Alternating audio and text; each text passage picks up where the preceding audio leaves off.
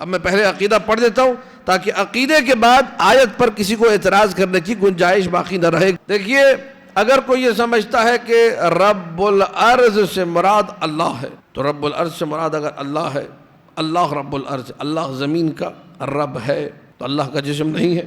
توجہ چاہ رہا ہوں، اللہ کا جسم نہیں. اور یہ ایک آیت نہیں، بہت ساری اور دیگر آیات، اور ایک روایت نہیں جو میں پیش کروں گا، 25 روایات متعدد مقامات پر معصومین علیہم السلام کے 1 2 3 نہیں، متعدد فرامین.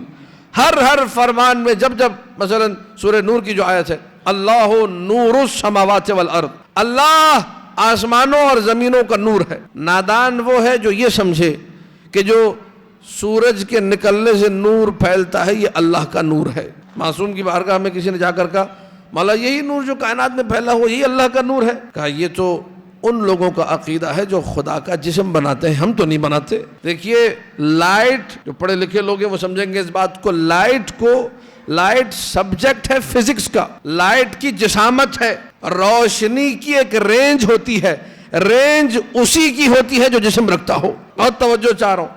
اور رینج بھی محدود ہے. مثلا آپ مکہ جائیں گے تو وہاں ایک جو مکہ ٹاور ہے، ان کا زمزم ٹاور ہے، پتہ نہیں مکہ ٹاور ہے کون سا، جو خانہ کعبہ کے سامنے لمبا چڑھا، اس کی ایک لائٹ ہے گرین لائٹ. وہ آپ کو جو ہے مکہ ٹاور کے اوپر پورے مکہ میں دکھائی دے گی، وہ گرین، اس کی رینج اتنی زبردست ہے. اور اگر ایک برقی قمقمہ ہرا پیلا نیلا کہیں جلا دے، وہ یہیں آس پاس میں روشنی دے گا، پورے شہر میں روشنی نہیں دے گا. تو اس کا مطلب ہر لائٹ کی اپنی جسامت ہے، ہر نور کی اپنی جسامت ہے. اللہ نور السماوات والارض، اگر یہ نور ہے جو کائنات میں نور پھیلا ہوا ہے تو اتنا بتا دو کہ ابھی امریکہ میں نور ہے، یہاں اندھیرا ہے. بہت توجہ. اس کا مطلب تم نے اللہ کے نور کو محدود کر دیا. اللہ کا نور ابھی امریکہ میں ہے اور پاکستان میں نہیں ہے. مجھے نہیں معلوم بات پہنچ رہی ہے کہ نہیں پہنچ رہی. کل صبح جب سورج نکلے گا، اگر یہ اللہ کا نور ہے تو یہاں نور ہوگا، امریکہ میں اندھیرا ہوگا. یعنی نور خدا کو کر دیا محدود. جو محدود ہو وہ خدا نہیں ہو سکتا. اللہ نور السماوات والارض، مولا اس کا کیا مطلب ہے؟ کیا یہی نور ہے؟ کہا کہ نہیں، یہاں پہ نور سے مراد ہدایت ہے. ہدایت ہے جو کائنات کیا، پورے عالم کیا، عالمین کے چپے چپے میں موجود ہے.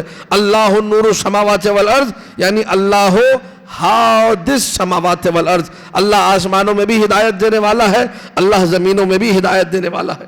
فطرس آسمانوں میں تھا، اسے اللہ نے ہدایت دی. فطرس زمین کے ایک جزیرے میں گرا، اسے تب بھی اللہ نے ہدایت دی. ہدایت کیسے دی؟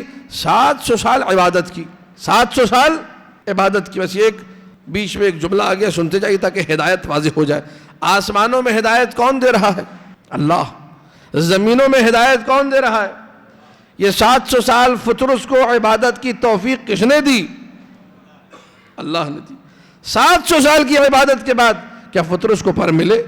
بہت توجہ چاہ رہا ہوں. ملے پر؟ نہیں ملے. جب یہ شعبان کا مہینہ آیا، سرکار سید الشہداء کی ولادت نورانیہ آئی. اچھا فرشتہ بھی چھوٹا نہیں ہے، عرش الہی کا بوجھ اٹھانے والا، حامل عرش الہی، سردار ملائکہ جبرائیل کا دوست، اتنا بڑا فرشتہ. جبرائیل سے کہا کہ ہمیں بھی لے چلو، شاید نبی ہمارے لیے دعا کر دے. ہدایت ہے، ہدایت. فرشتہ اللہ کی ہدایت کے بغیر کام نہیں کرتا.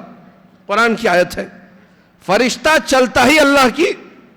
جبرائیل اگر فطرس کو لے کر گئے ہیں تو کیا آپ سوچ سکتے ہیں جبرائیل اللہ کے امر کی مخالفت کریں گے؟ بھئی پھینکا کس نے تھا؟ اللہ نے. لے کر جا رہے جبرائیل تو یہ بھی اللہ کے حکم سے ہے. اب جب لے کر پہنچے، سمجھے گا ہدایت کو، جب لے کر پہنچے مصطفیٰ کی بارگاہ میں تو فطرس کس نیت سے آیا تھا؟ 700 سال کی عبادت کے بعد فطرس یہ سمجھتا تھا کہ مصطفیٰ کی دعا میری 700 سال کی عبادت پہ بھاری ہے. کہا مصطفیٰ دعا کر دیں گے، شفا مل جائے گی. لیکن مصطفیٰ نے مسکرا کے فطرس کو دیکھا، جبرائیل کو دیکھا، کہا دعا نہیں، حسین کے گہوارے سے مس کرو. یہ ہدایت کس کے وسیلے سے آ رہی ہے؟ ہدایت مصطفیٰ کے وسیلے سے. مصطفیٰ کا خالق کون ہے؟ اللہ. حسین کے گہوارے سے مس ہونا کم سے کم برابر ہے مصطفیٰ کی دعا کے. کہہ رہا تھا مصطفیٰ سے کہیے دعا کر دیں، مولا حسین کے جھولے سے مس کر دو. جھولے سے مس کیا، فطرس کو پر مل گئے، وہیں پر مل گئے اسی وقت. یہ سارے نظام ہدایت کو مرتب کرنے والا کون ہے؟ اللہ ہے. میں اور آپ یہاں بیٹھے ہوئے اسی کی ہدایت ہے کہ آج یہاں موجود ہے سرکار صاحب الامر کے جشن میں. پوری توجہ. لہذا نتیجہ پورے قرآن میں جہاں کہیں نور الہی کی بات آئی ہے، خبردار یہ نور نہ سمجھنا، اس نور سے اللہ کبھی بھی سمجھ میں نہیں آئے گا، کیونکہ یہ نور جسم رکھتا ہے، جو جسم رکھتا ہو وہ کبھی بھی اللہ۔ اشرقت الارض، زمین جگمگا اٹھے گی، بنور ربہا، اپنے رب کے نور سے۔ یہ آج وہ رات ہے 255 ہجری یا 256 ہجری یا 257 ہجری یا 258 ہجری یا 254 ہجری، اختلاف اقوال ہے، لیکن مشہور قول جو ہے وہ 55 یا 56 ہے، اور 256 کا عدد بھی بعض علماء نے لکھا کہ 256 زیادہ معتبر ہے، کیونکہ 256 کا عدد اور نور کا عدد مساوی ہے، تو چونکہ نور کی آمد ہے بنتا 256 ہے۔ علماء نے لکھا کتابوں میں، کس کی آمد ہے؟ نور کی آمد، اور نور کی آمد سے کیا ہوگا؟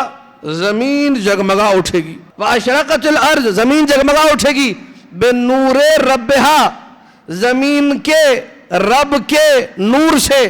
شیعہ عقیدے نے یہ بتایا کہ اللہ جسم نہیں رکھتا، جب جسم نہیں تو وہ نور جو تم سمجھ رہے ہو وہ نہیں، جب وہ نور نہیں تو وہ جگمگانا بھی نہیں۔ اب معصوم سے کسی نے پوچھا مولا یہ آیت کیا کہہ رہی ہے؟ وَأَشْرَقَتِ الْأَرْضُ بِنُورِ رَبِّهَا، میرے مولا نے کہا نور ربہا، الامام رب الارض، امام جو ہے وہ زمین کا رب ہے، جو زمین کا رب ہے وہ امام، اس کے نور سے زمین جگمگا اٹھے گی۔ وہ چونکا، کہنے لگا مولا کیا مطلب؟ یہ سورج کیا کرے گا؟ یہ چاند کس کام کا ہے؟ میرے مولا نے فوراً جواب میں کہا، دیکھیے تفسیر قمی، تفسیر بحرانی، سب تفسیروں میں لکھا ہے، میرے مولا نے کہا ان الناس لیستغنون بنور الامام عن نور الشمس والقمر، امام کا نور ایسا ہوگا علی والوں کو نہ سورج کی ضرورت رہے گی نہ چاند کی ضرورت۔